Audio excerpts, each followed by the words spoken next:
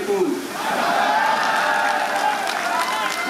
हमारे बीच में हमारे नेता, देश की किसान की आवाज, हरियाणा के यशस्वी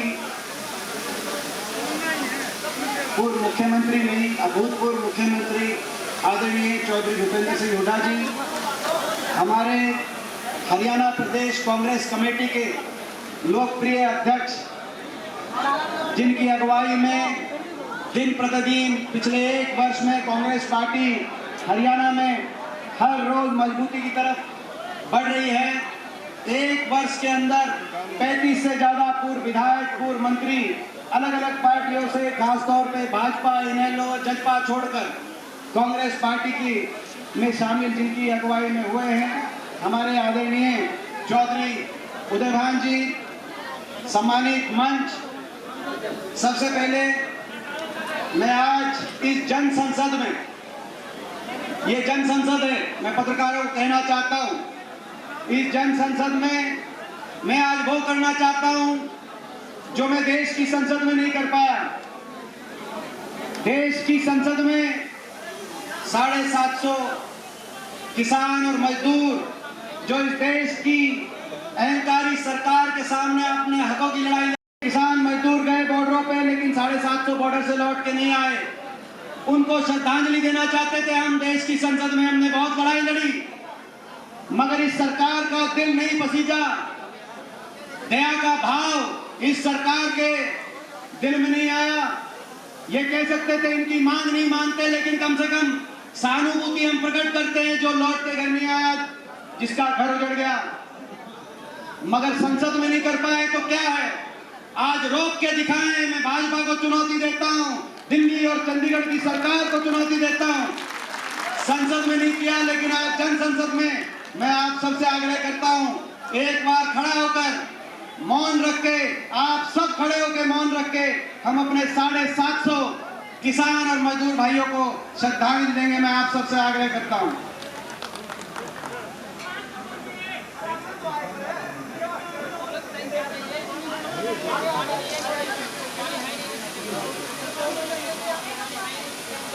ओम शांति। सब अपना स्थान में रोक के दिखाओ। मोदी जी, मोदी सरकार, खट्टर सरकार रोक के दिखाए, हमारे दिलों की भावना को रोक के दिखाए। मैं बधाई आपको देना चाहता हूं, देश के किसान और मजदूर को इस बात के लिए भी मैं बधाई देना चाहता हूं। इस अहंकारी सरकार को अगर झुकाने का काम किया तो आपके उस आंदोलन ने किया। वो देश की संसद है जहां मैं हरियाणा का एकमात्र विपक्ष के सांसद के रूप में देश की संसद में जब किसान आंदोलन चल रहा था तो अंदर जाके लड़ाई लड़ते थे और पूरी भाजपा अलग अलग ताने कसती थी, मजाक उड़ाती थी। कोई कहता था देशद्रोही, कोई कहता था उपद्रवी, कोई खालिस्तानी, कोई आतंकवादी बताता था। हम न्याय की जब लड़ाई लड़ते थे तो क्या क्या नहीं सुना होगा, बहुत अकेलापन महसूस वहां पे किया मैंने। मगर आज मैं कहना चाहता हूं कि मैं अकेला नहीं हूं, आप सबका आशीर्वाद हमारे साथ है, मैं इनको बताना चाहता हूं। लेकिन मैं बधाई देता हूं वो देश की संसद जहां वो तिरस्कार हुआ किसान का, आप जीते, आंदोलन जीता, 3 कानून वापस लेने पड़े प्रधानमंत्री जी को देश के सामने आकर। और उसी देश की संसद में जब आंदोलन के जीत के बाद मैं जाता था तो जो भाजपा के सांसद मजाक उड़ाते थे, वही कहते थे कि आपकी जीत हुई, आप ठीक थे और हम गलत थे और मेरा सीना चौड़ा हो जाता था। वो आपकी संघर्ष की देन थी। ऐसा आंदोलन मैं नमन करता हूं। देश के 75 साल के इतिहास में इससे बड़ा आंदोलन किसी वर्ग को नहीं करना पड़ा। मगर एक और रिकॉर्ड स्थापित हुआ 75 साल में।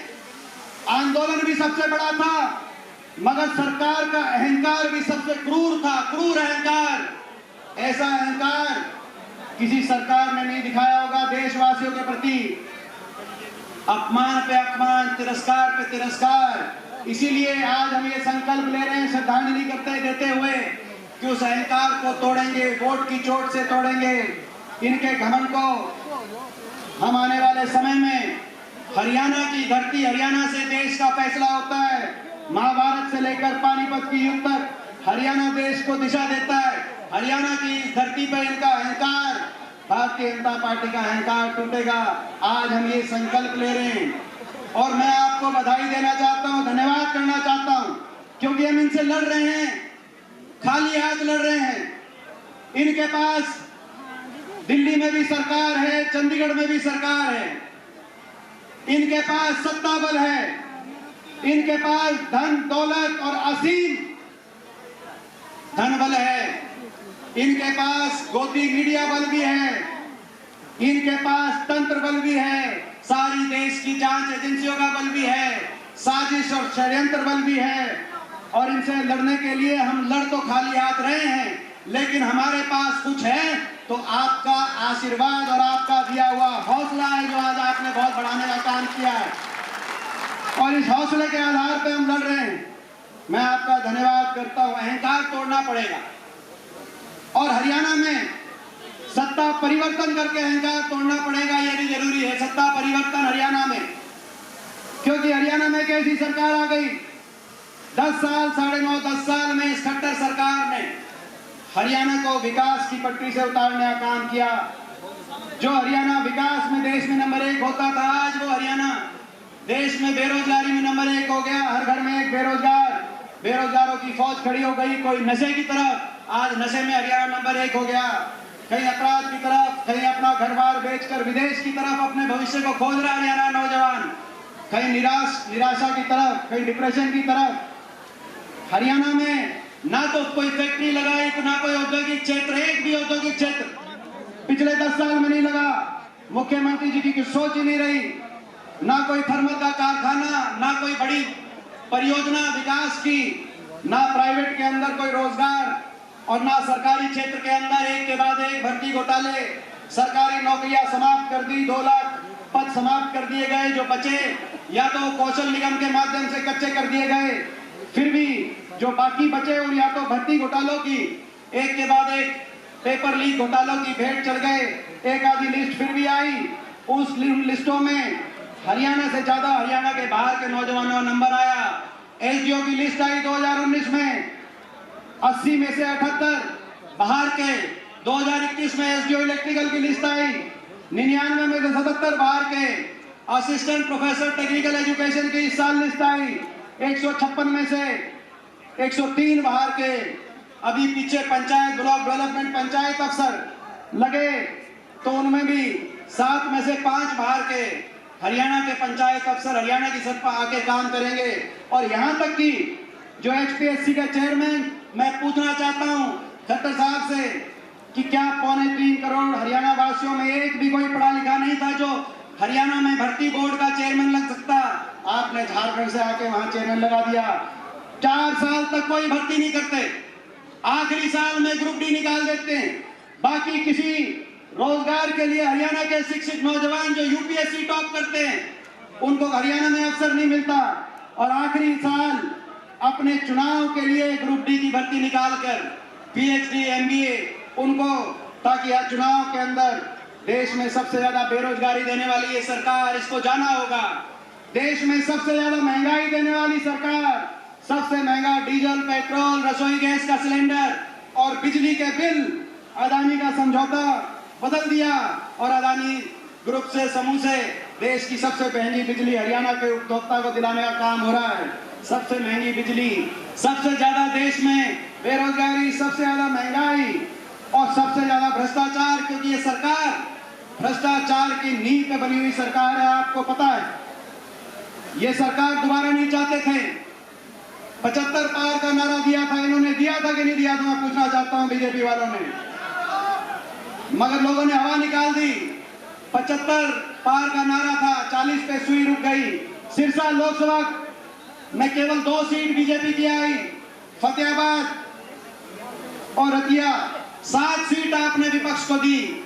मगर आज सारे के सारे जाकर भाजपा को समर्थन कर रहे 2 हमारे कांग्रेस के विधायकों को छोड़कर।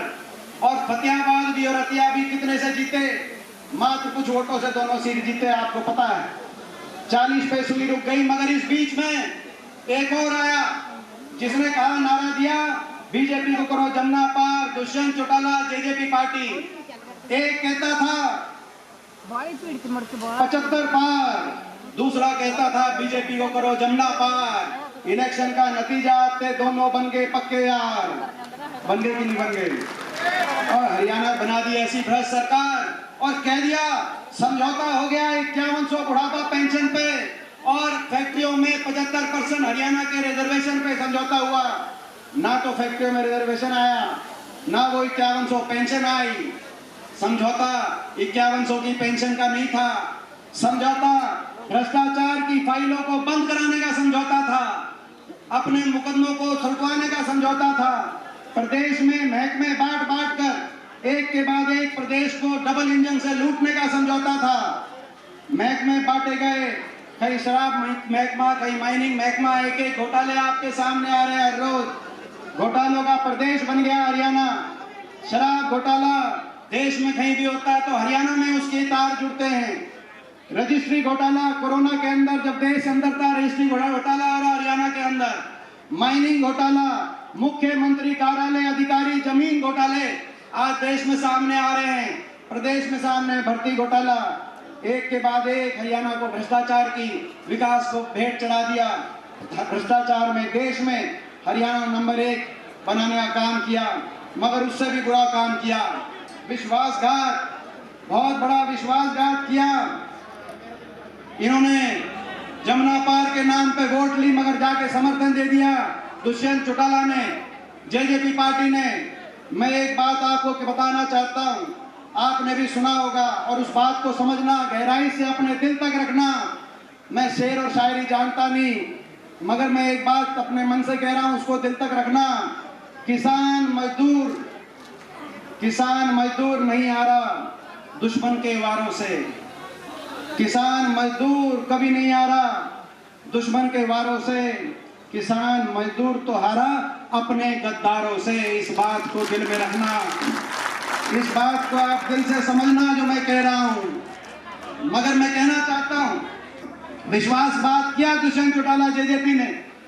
एक बार नहीं, कई बार किया। पहला विश्वासघात अपने मतदाता के साथ किया, जमुना पार का नारा देके। फिर बड़े बुजुर्ग के साथ किया, 5100 का नारा देकर। फिर किसान के साथ किया, किसान आंदोलन में खिलाड़ियों के साथ किया, महिलाओं के साथ किया। विश्वासघात तो किया, लेकिन विश्वासघात करने में 5 घंटे लगाए। आपको याद होगा जब नतीजा आया 2019 में, तो दुष्यंत उचाना से जीते। उचाना के लोगों से पूछा क्या करना चाहिए। उचाना के लोगों ने उस दिन कहा कि कुछ भी करना, बीजेपी को समर्थन मत देना, बीजेपी को करो जमुना पार के नारे पे भी वोट पड़ी हैं। मगर इन्होंने कहा कि ठीक है, ऐसा करते हैं, जो 5100 की पेंशन देगा उसका समर्थन करेंगे। उचाना से गाड़ी चली थी, जींद तक, रोहतक तक, बहादुरगढ़ तक, टिकरी बॉर्डर तक गाड़ी ठीक रास्ते पे थी।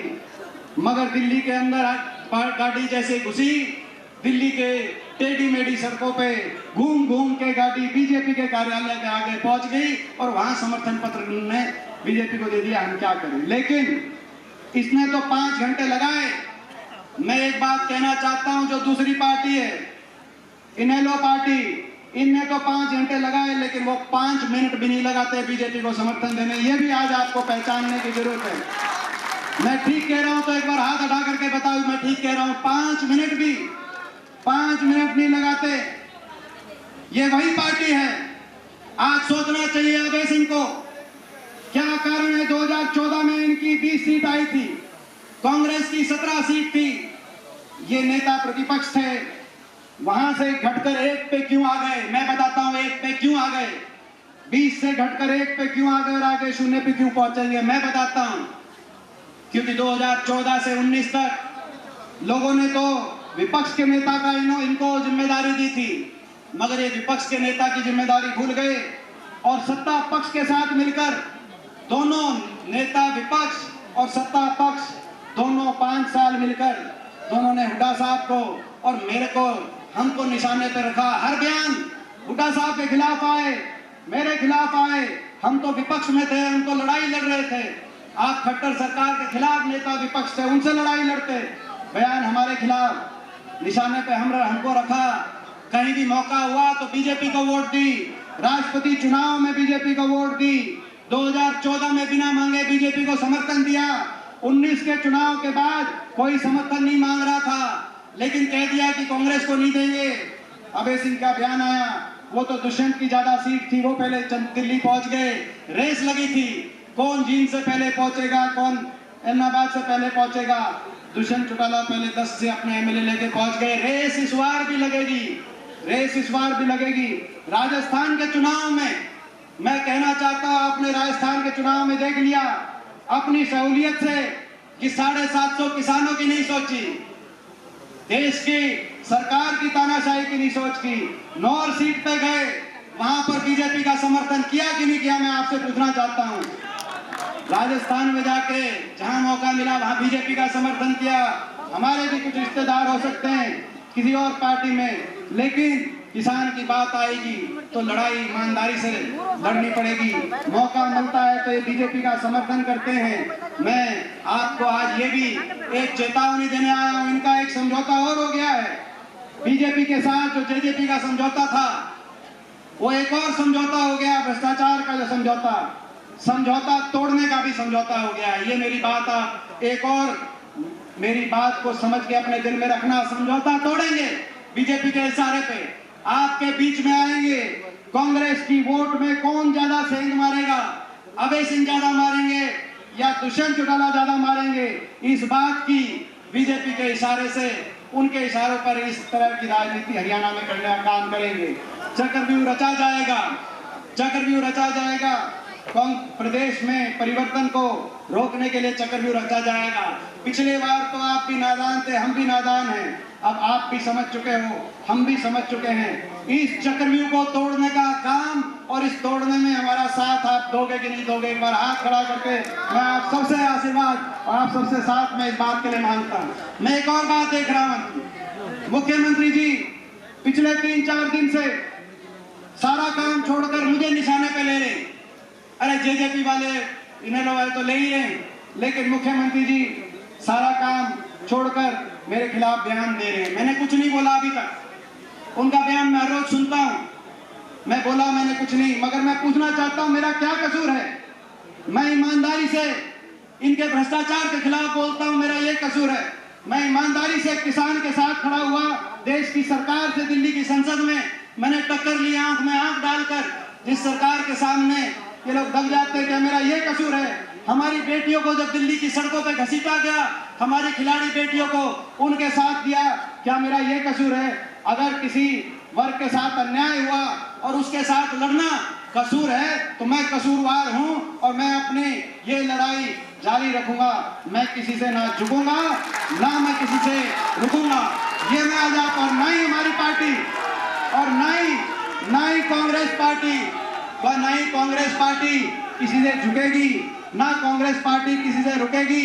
हरियाणा के कोने कोने में से एक ही आवाज आ रही है, जिस भी कोने में हरियाणा में हम जा रहे हैं वो एक ही बात आ रही है, बीजेपी जेजेपी की खट्टर सरकार जा रही है और कांग्रेस पार्टी की चौधरी भूपेंद्र सिंह हुड्डा जी और उदयभान जी के नेतृत्व में कांग्रेस पार्टी की सरकार आ रही है।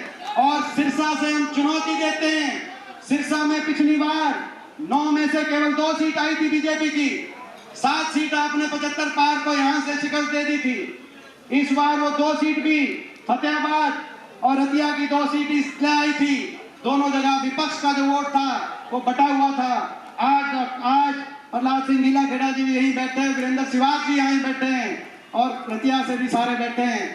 अब मैं इनको चुनौती देना चाहता हूं, 9 में से आपकी 2 आई थी, आप जोर लगा लेना, 9 में से 1 भी सीट सिरसा लोकसभा में। धन्यवाद देता हूं अध्यक्ष जी का, चौधरी उदयभान जी का, इस रैली का मुझे आपने कन्वीनर बनाने का, संयोजक बनाने का जो काम किया, मैं आपका धन्यवाद करता हूं। और मैं ये भी कह रहा, आपने प्रभारी बनाया इस सिरसा की रैली का। अंत में मैं एक ही अपनी तरफ से मांग रखते हुए, 2 मांग अपनी तरफ से रखते हुए बात समाप्त करता हूं। पहली मांग मैं कहना चाहता हूं, आपने मुझे प्रभारी बनाया था इस रैली का, लेकिन आप मुझे सिरसा का परमानेंट प्रभारी बना दो। मैं आपका ये आपसे अपने तरफ से मैं आग्रह उदयभान जी से करना चाहता हूँ। दूसरी मैं मांग रखना चाहता हूँ, ये जो 750 किसान जो शहीद हुए थे, मैं चौधरी भूपेंद्र सिंह हुड्डा जी से ये आग्रह करना चाहता हूँ, सरकार बनेगी, सही बात है। डॉक्टर केवी सिंह जी ने कहा, जैसे कंडेला के एक किसान शहीद को आपने हर परिवार में सरकारी नौकरी देने का काम किया था। इन परिवारों में भी सरकारी नौकरी सभी को आप देने का काम करेंगे, लेकिन साथ में इसके साथ साथ हरियाणा में राष्ट्रीय किसान आंदोलन, इन 750 शहीदों की याद में और सभी किसान मजदूर जिन्होंने इस आंदोलन में योगदान दिया, उनके सम्मान में राष्ट्रीय किसान आंदोलन का एक स्मारक, किसान शहीद स्मारक हरियाणा के अंदर अपनी सरकार बनेगी तो स्मारक बनना चाहिए। ये मैं आपसे आग्रह करते हुए अपनी बात समाप्त करता हूँ। जय हिंद।